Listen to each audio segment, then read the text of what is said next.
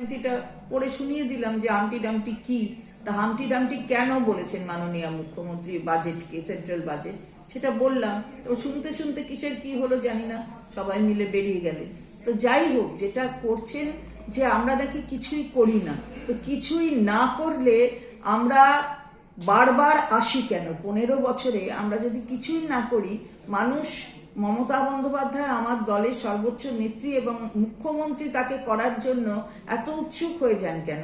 শুধুমাত্র তো 11ই হয়নি, তারপরেও তো হয়েছেন, 16 হয়েছেন, 21 হয়েছেন, আবার হবেন 26-এ। এই ঔৎসুক্য কেন? বাংলার মানুষের পাশে থাকেন।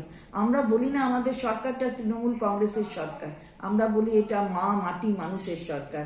মায়ের স্নেহ আর মাটির গন্ধ আর মানুষের পাশে থাকার অঙ্গীকার, সেই অঙ্গীকারটাকে বাস্তবায়ন করেন বলে তাই মা মাটি মানুষের সরকার বারবার আসে, আবার আসবে।